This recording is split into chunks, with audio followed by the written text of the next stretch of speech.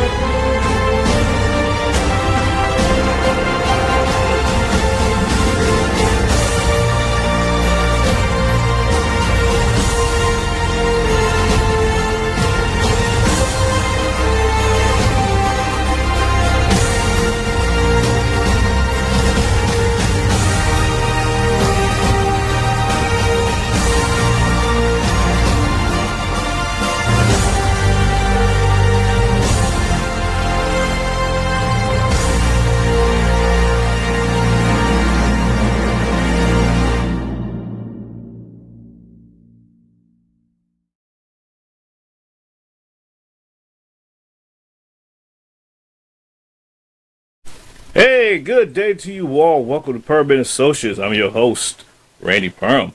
Hey, I hope you all had a fantastic weekend. And for those that follow me on social media and all that good stuff, y'all see that I was like just, whew.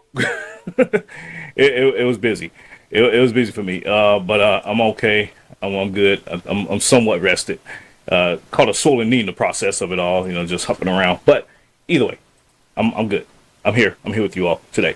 So, but we've got a very special guest with us today. Actually, it's been a while since he's been on, and so we got a lot catching up to do, and I'm excited to talk with none other than Gregory Stenstrom. He is the co-founder of Patriot Online, a digital privacy ecosystem and a social media platform.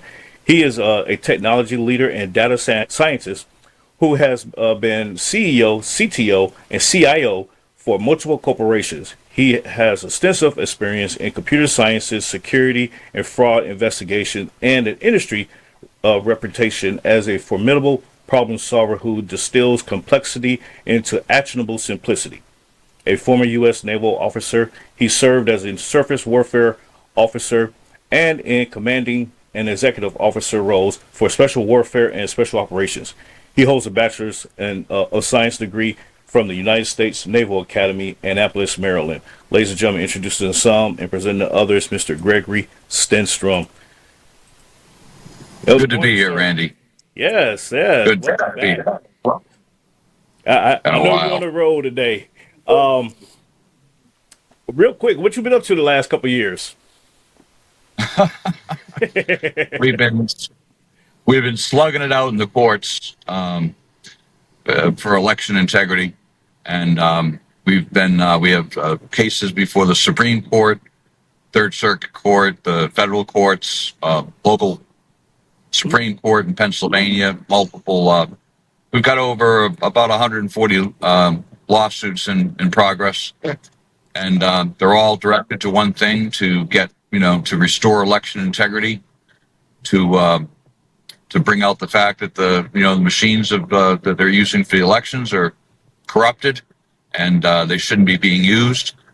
Mail-in ballot process is broken. The centralized counting centers that they've implemented throughout our country are broken, and we have evidence of massive election fraud, not only in 2020, but in 2022, and 2023, and 2024.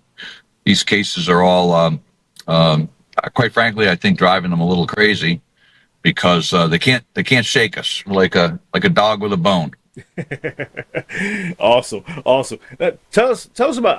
I'm quite curious about the ones at the Supreme Court, because typically the Supreme Court, they will not hear election related cases. So I'm curious about the Supreme Court ones. Tell us about that. Well, right now, to the casual observer, it might appear to be dead, but it's not. It's case 24-430. 24-430. It was submitted before the last election, presidential election, and it was administratively quashed by the clerks of the court. So we submitted special filings to Judge Alito and Judge Thomas and they're called a Rule 22 and a Rule 23 for any SCOTUS lawyers here. And the clerks of the court, the U.S. Supreme Court clerk of the court, Scott Harris, the person who takes care of filing motions and filing these rules, his name is Robert Meek, and the marshal for the U.S. Supreme Court, Gail Curley, all political appointees. They blocked our filings. They intercepted mail, they intercepted filings, and they would not file many of the filings that we filed on the docket. So if you look at the docket, the only thing you're going to see is the original petition and the petition for rehearing.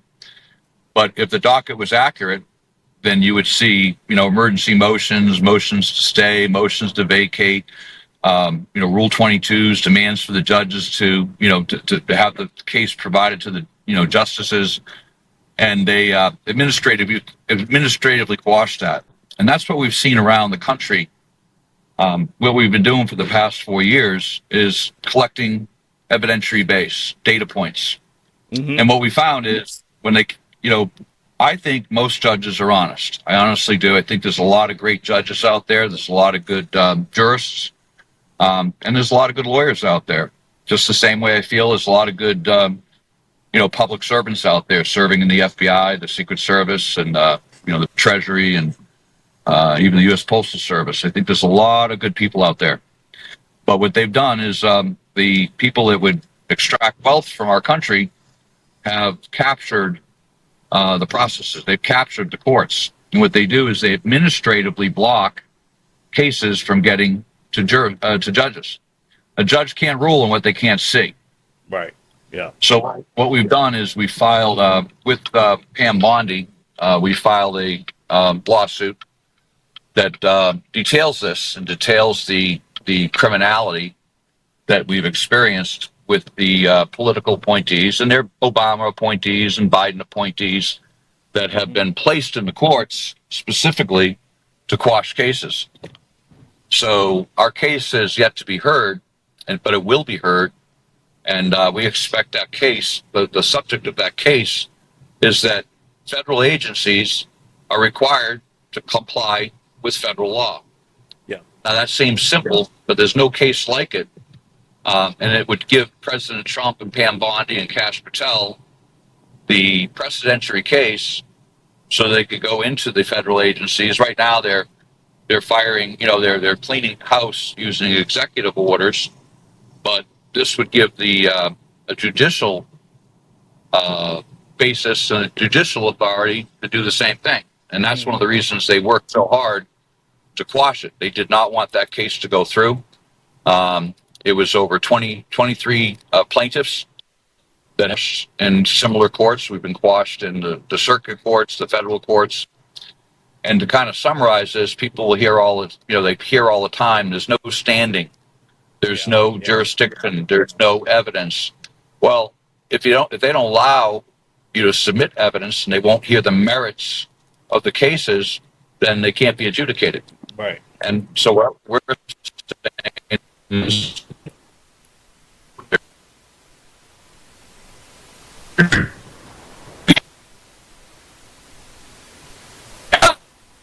give us a second, ladies and gentlemen. He's catching a dead spot.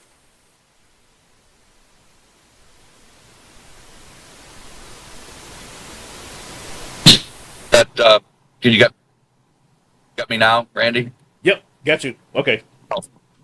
So that Supreme Court case 24-430, while it might appear to have been denied and rejected on the docket, the judges didn't deny it, the clerks denied it. And that means no justice has seen it.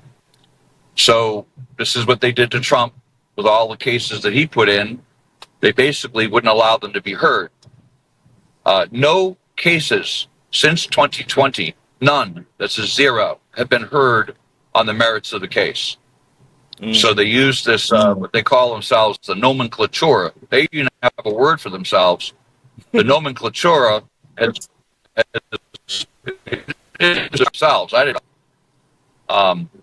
And they have gleefully crapped all over the Constitution. They crapped all over the law. They've crapped all over the citizenry.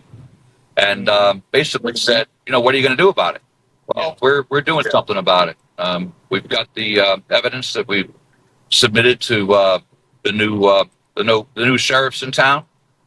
Pam Bondi's got this information. Cash Patel's got this information, and we expect we're going to make an impact here over the next few months. You'll be hearing a lot more about the cases. So this was great to get on the show today because it's very timely. Yeah, it is, and I appreciate you sharing this information with us because I want to touch on the judicial activism here shortly, but given election integrity has been a big topic around the country, even here in Texas, and I'm gonna touch on that here in a minute too. But the thing that I'm also hearing on the other side, not on the other side of the aisle politically, but on the other side of the conversation, is that obviously, we won the elections, so election integrity can go to the wayside. We won by huge margins. Everything's good. We can set that down for now. Everything's fine. Forget about it. So, what are your thoughts on that? Because I did see on election night, Pennsylvania had some huge problems up there. So, talk to us about that, sir.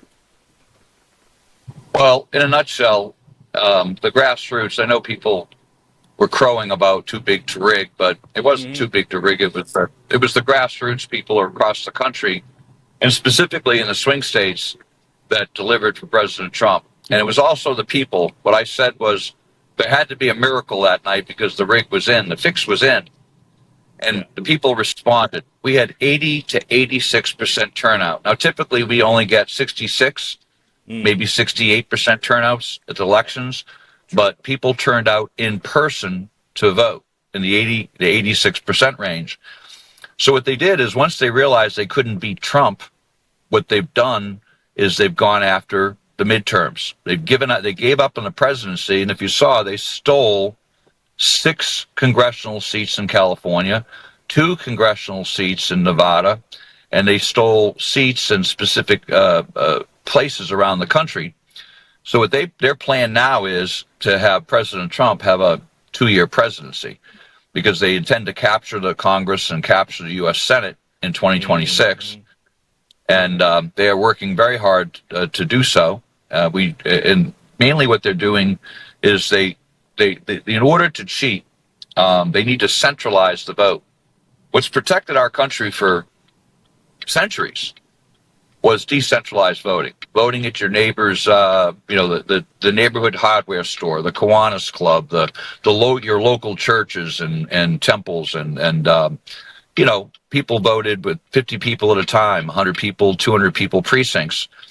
And in 2019, for example, in Delaware County, we had 3,200 people running an election. They ran the election, they got it done in one night, and they got the results in. But since that time, now we have one person running the elections. And decentralized counting centers are a big part of that, and that's what we're working on now. There's no reason for them. There's no law that allows them to be there. But what it does is it allows 1 or 2 people to control the entire trajectory. If we change that before 2026, then we'll get an honest vote. And that's what we're basically going back to the future, going back in time to going back to the way we used to vote. And we used to vote in decentralized precincts. That's what we're working on. Okay, so I'm gonna fast forward a little bit here because you just touched on something that it was a question much later. But I'm gonna go ahead and touch on it now since you just brought it up. Because here in Texas, there's a legislation in the House currently right now, actually a Senate bill in the Texas House right now to ban countywide voting and to bring it back to precinct level voting. I'm personally on the fence with it because I'm on the SREC here in Texas, and I have 16 counties, right? And I have rural counties and I have urban-ish counties, so Austin, San Antonio, and they're in favor of countywide voting because of the precinct chairs that can't fill the urban, most of the populations. So, and in for the rural areas, they're so sparsed out that they can't possibly fill all their precincts as well. So it's much easier for the rural areas to have countywide voting so they can have coverage and everything else. So it makes it a little easier for them. And I understand that demographic of their argument. So that's why I say I'm on the fence with it, in terms of, both sides of the argument, and they can manage it and everything else. So to your point, I guess you would say the integrity of people managing and counting and doing everything with countywide versus precinct level voting, it could sway an election one way or the other, but it could also be party favorite, because down here in Texas also we saw in the presidential election the entire southern Texas belt went red for the first time in like 200 years. So it was kind of like well, do we get rid of countywide voting now, or do we keep it? Because obviously it worked for us. So it's one of those things. So I want to get your thoughts on that. Well, I'm a computer scientist. Okay. By trade. And I can tell you that anything that's been made with a machine or a computer can be rigged. Yeah. So absolutely. It's a simple question. Would you rather have one person, literally one person, a director of elections, tabulating the entire vote with a computer? Or would you rather go to the precincts and, it's a lot of work. You got to get these people out, and you got to get the decentralized voting to work. But it really comes down to, you trust one person, or do I trust, just in my county alone, 3,200 people, where you have five people that run the election, and you have observers, you have certified poll watchers, you have all types of oversight. Would you rather have that 3,200 people of oversight? It's very difficult to manage. Or would you rather put the vote in the hands of one or two people? And I want you to think about this for a second. It's a statistical impossibility to have 50 U.S. senators who are Democrats and 50 who are Republicans. It is a statistical impossibility. In Pennsylvania, we have 101 Democrats to 101 Republicans in the Pennsylvania House. But you're going to see all over the country, and you even look at the Congress. I think it's 219 to 214 or 216 right now. And that type of parity. The statistical probability of that is 0.0 with 10 zeros. So are elections an illusion, or are people really voting? I think the only way you find that out is with decentralized voting. As imperfect as the system is, it's a better way to go. In 2019, it was $700,000. We have 500,000 people where I live, just in my county, 500,000.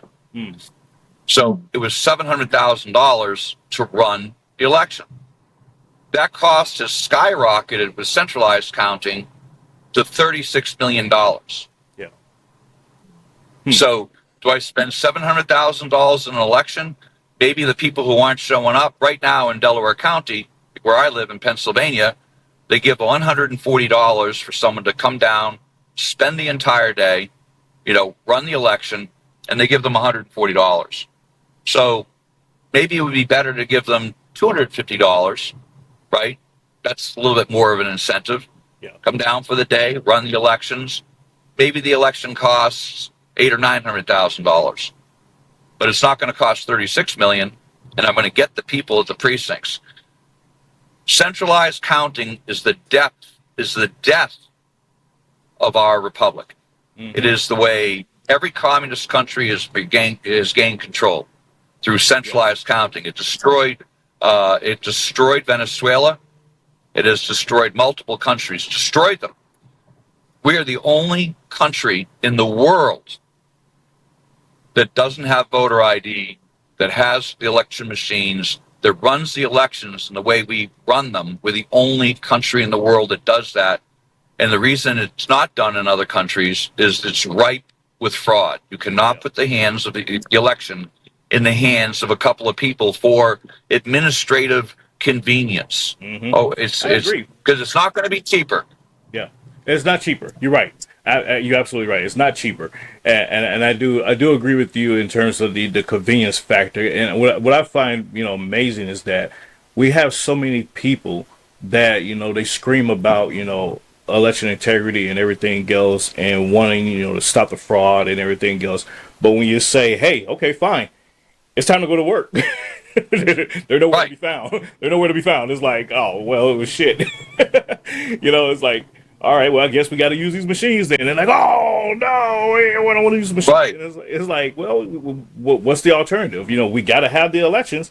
You don't want to show up, but they got jobs. They got to go to school, and I get all that. And so like I said, I'm on the fence with the idea. I get it. There are problems, but and with centralized count, and then I've seen it here in Texas, in Austin particularly, with centralized count. There's kind of I guess you could say some layers there. There is a lot of people at centralized count that kind of like help some control mechanisms in place there. But at the precinct level, that's where even it's kind of like it's almost like a mix, if you will. So although it's countywide, you could go to any location throughout the county to vote.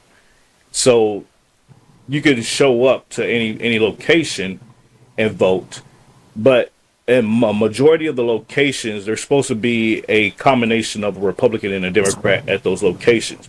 The problem that we're having is that there is oftentimes no Republicans at those locations. There's pretty much just all Democrats, or it's two Democrats and one Republican. So there's a disparity there, and that's where we're seeing a lot of the fraud taking place internally. Is at those polling locations, not so much at central count.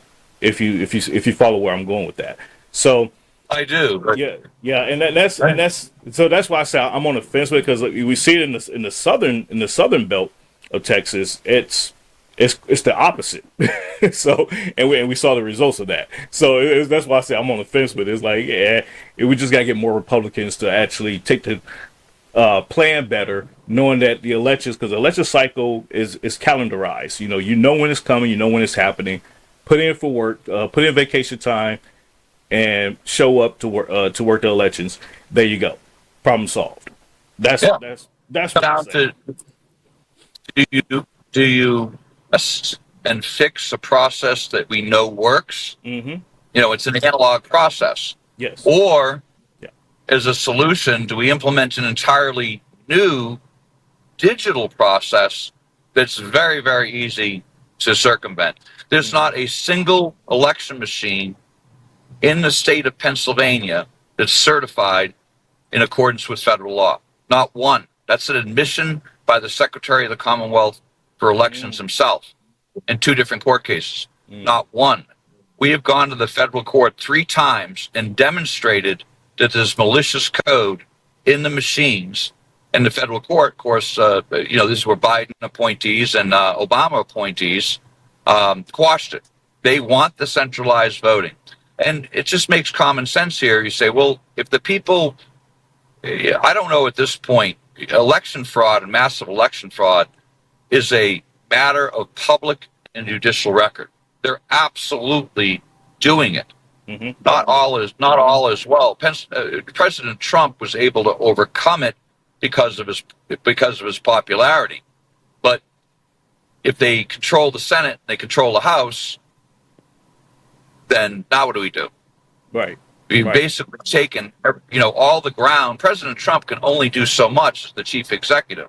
We have 3 branches of government, judicial, legislative, and executive. So, one branch, President Trump by himself, and through the force of his personality and the force of his patience, you have someone like Elon Musk, who's, because of his patience, these people have stepped up. But what happens in the next election, where we might not get that level of charisma, we might not get that level of being insulated. There's a big advantage being a multi-billionaire. President Trump is a multi-billionaire. Elon Musk is a multi-billionaire.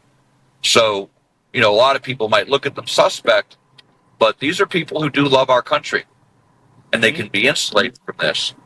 But if you allow these elections to continue and put them in the hands of a few bad actors, what you're going to get is the illusion of a vote. You're not going to get a real vote. You've got to decentralize. Resist all temptation. Yeah, I agree there.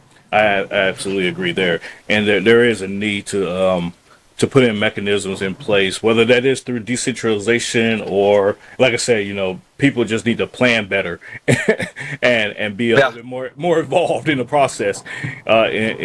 Because like I said, you see it go both ways, and I've seen it go both ways. You've seen it go both ways, and so it's one of those. It's a nuance, up and down the ladder. I want to turn our attention real quick over to the Social Security Administration, because Elon Musk, speaking of billionaires, Elon Musk floated this idea, and in the media they say it's unsubstantiated, but I don't think so. He's saying that a lot of the illegal immigrants that are here in the country, a lot of them voted in the election and they got away with it because they were given Social Security numbers, and the Social Security numbers they were given were not necessarily to receive payments, because they didn't receive payments, but they were eligible to apply or get a voter ID through the fact of having a Social Security number for the purpose of voting. I wonder if you've seen any evidence of that or had any experience with that regard, as to what he was talking about with that. Oh, the Democrats plan to change that's 20. So if you bring in 17 million illegal aliens, and then you put them on the plantation, you give them money, and they're beholden to the government. These are people that are disenfranchised. Maybe they can get a license, but they're still illegal aliens. Mm-hmm. So they're a disenfranchised class. It's a felony, third-degree felony, subject to deportation and never being able to come back if an illegal alien votes. So how many illegal aliens do you think were running to the voting booths on Election Day? I would venture to say very few. So that means someone was voting for them. So when you look at the votes, there's more people. I mean, how many places in the country do we have more people voting than there are registered voters? Happens in every election since 2020. Yep. Where do those people come from? You think they've got to come from somewhere? They're being made up. This is what I said about the electronic vote. Very easy to vote for someone. It's not a victimless crime, but how does the illegal alien even know that they were voted for? And we have evidence of them being voted for. We have hard physical evidence that they are using people on the registered voter rolls to vote. And you'll hear corrupt governors, Pennsylvania Governor Shapiro is one of them, says, well, if you're registered to vote, you can vote. The 26th Amendment says that you have to be a U.S. citizen over the age of 18 and live in the district you're voting in. This is what the subject of our SCOTUS case. Our SCOTUS case is we've already got all the laws in the books. We don't need a new, we don't, while I applaud and I see the value of doing what they're calling it the SAFE Act right now. I see the value in it, but the bottom line is we already have the laws on the books. They just refuse to follow them. It. Yeah. So if you look at Elon Musk is 100% on the mark. On the mark. The data and the evidence shows that these illegal aliens are being voted for. They're not doing the voting. And they're voting by the millions. And how are they doing it? I can do anything with a computer. I can make a vote turn out any way I want on a computer that's been corrupted and has malicious code. Now the EAC, the Election Assistance Commission, and the FEC, Federal Election Commission, well, the EAC, is responsible for making sure that we have, honest election machines. If you're going to use electronic machines, of course, they have to be tested. We have evidence that has been completely subverted, that there are people that were inserted at the EAC that intentionally insert highly vulnerable machines into our election process for money. We have evidence. It's been submitted already, and we're submitting it again. Pam Bondi is being written. We have the specific people that did it. We have elements in our country that are inserting fraudulent election machines into our voting system intentionally. And the reason they do it is so they can get people who aren't allowed to vote by the 26th Amendment to vote. To vote. Yeah. That's it. Yeah. Yeah, and that's a great point that you made there, and it's amazing to me because I was actually tracking because I was managing a campaign during the 26th cycle, and I was pulling the voter data from my precinct because I'm also a precinct chair, so I was pulling in the numbers, and I actually caught where a couple folks had did early voting and mail-in ballot voting. So I said, well, that's interesting. Yeah. And I highlighted it on the spreadsheet. And then when I reconciled it at the end, that name disappeared. So off the rolls altogether. Yep. I said, Well, that's what we're finding. We have that evidence. We have that evidence too. Mm-hmm. The manipulation that they're doing is they're deleting these people. They vote for them during the vote, and then right after the election, and I'm talking the day after, 3 days after, they're deleting them, and they're doing that because they can't, and we've caught them doing it. That's why I said massive election fraud is a matter of public record. Yeah, we have the evidence. Yes. What we're doing in the last 4 years, we're going to court now that the courts are somewhat functioning again, because they weren't functioning. Mm-hmm. They weren't functioning. You can see right now we have activist judges. They're not judges. They're politicians in robes. You're absolutely right about that, and thank you for dovetailing back to that. These judges right now, we're seeing them. They're coming full throated with their activism, and they're trying to stop the administration from doing their job. And I want to get your thoughts on what's going on here, because you brought up how they put all these different I guess you would say mechanisms, if you will, for lack of better words, into stopping your cases at the different levels. And now we're seeing it with the Trump administration. What do you see as a remedy to getting outside of the impeachment of what Congress is trying to do? What other mechanism or other remedies are there outside of what Justice Roberts is saying, that hey, there's an appellate process here? What other mechanisms are there to stop this? Well, the first one is we already have the laws that will stop an activist judge. So one of the subjects of our Supreme Court case and multiple federal cases, this happens at local courts too, in county courts and state courts, is that a judge who rules against a statute does not have the jurisdiction to do that. Very few licensed attorneys are willing to challenge judges on that because they have to appear before that judge all the time. They have to make a living. In most cases, judges are going to take umbrage at it. They're going to file for sanctions, and they're going to try to disbar a lawyer who challenges them. Now, we're pro se. I don't have a bar license, and I don't need one. So when I go in and a judge gives a ruling, what they should do with, I think his name was Borsberg or Bors something, bottom line is he does not have the jurisdiction to rule against statute. And the bottom line is they're not. I don't know why they're not using that. Well, actually, I know why the licensed attorneys aren't doing it, but the law is already there to stop them. Now, the first thing is the chief executive, which Donald Trump is the chief executive. We elected him to run our country. Yeah. Right? Exactly. The Congress may have the purse strings, but the president executes. He's the executive. Executives execute. The judiciary rules on matters of law. Right? Well, if the statute's already there, okay, the statute's already there, then all they have to do is say, Judge, you're beyond your jurisdiction, and your ruling must be vacated.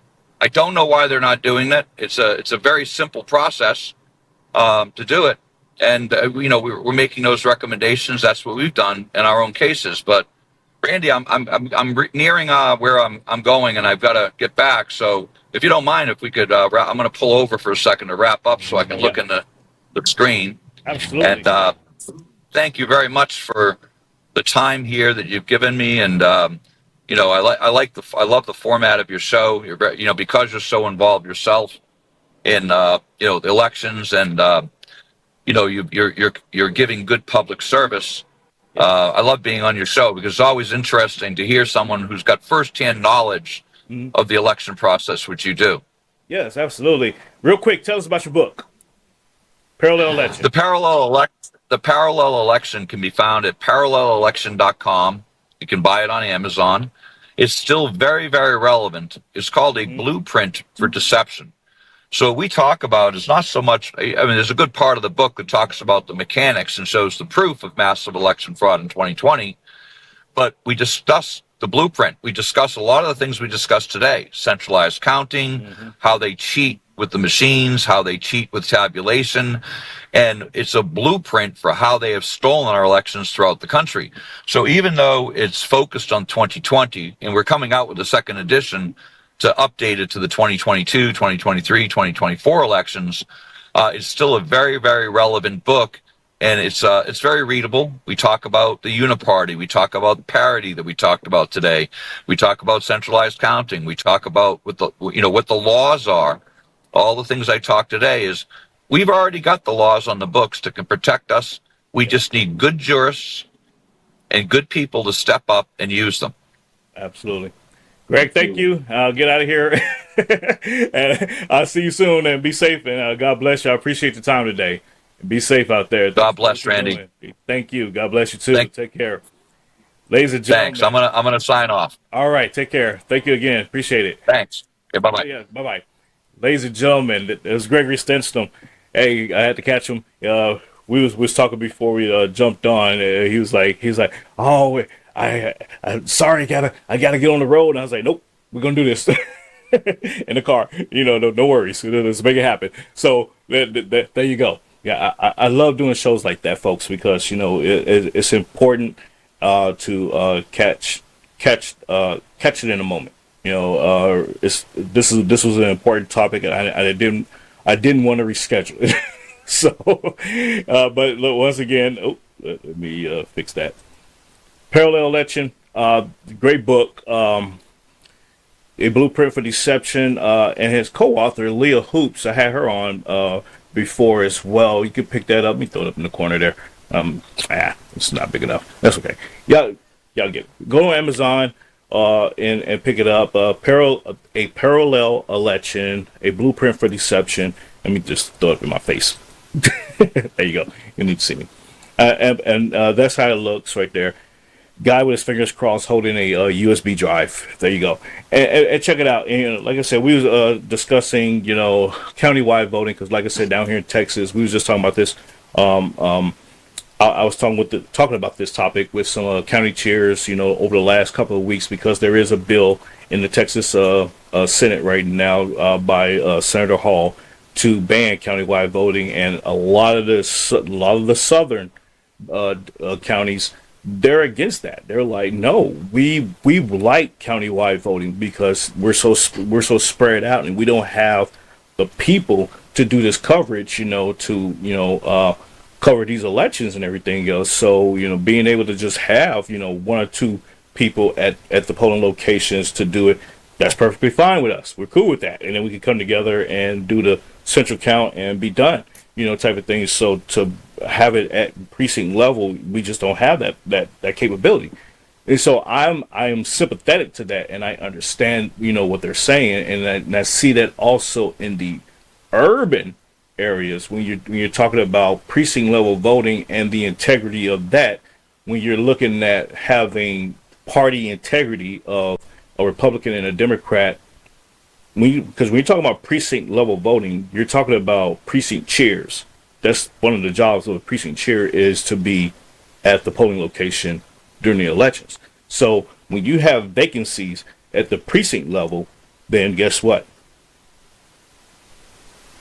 You don't have somebody monitoring that station, that precinct, that election location. And so they backfill it with somebody else. and type of thing. And then so it could be a bunch of Democrats at that location, or it could be a bunch of Republicans, just depending on the location, type of thing. So that's why I'm like, it can go both ways. It can go either way. It can go any way. It can go sideways. So we just have to think the second and third order effects of that kind of stuff, and look at alternative methods. I'm in favor of making it where it's optional. So if a county, you have both parties come together at the discretion, or discretionary thing, to where it's like, okay, we agreed that we would not have countywide voting. Both parties agreed to that. The EA or the county clerk, they all contract it out to where it's like that. Cool. Then if they say, oh well, we can't sustain, or we can't sustain going without doing a countywide voting, we could just do precinct level voting, then cool.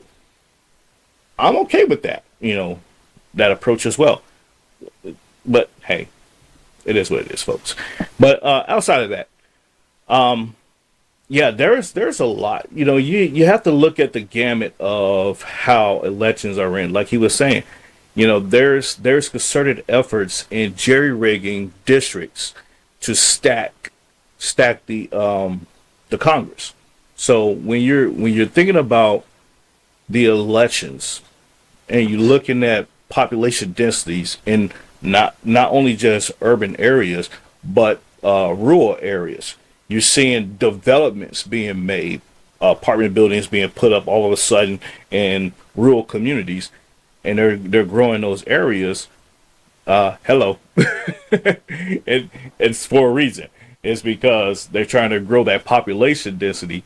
That way, it's creating a new congressional district.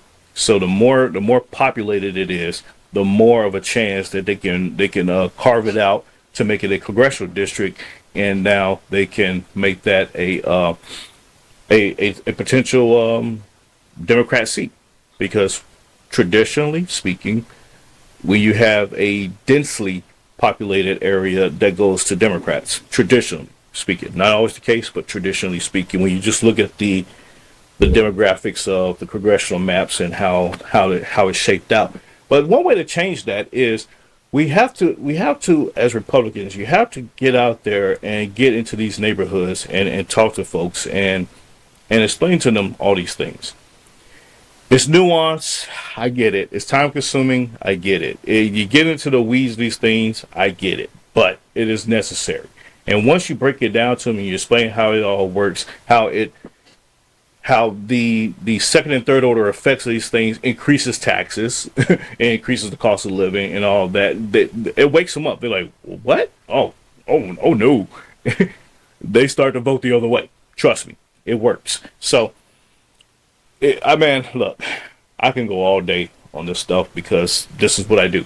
Okay, if I had a way to like spin my camera around, you can see all the pamphlets, books, magazines. This is stuff I do all day. Just read this and videos.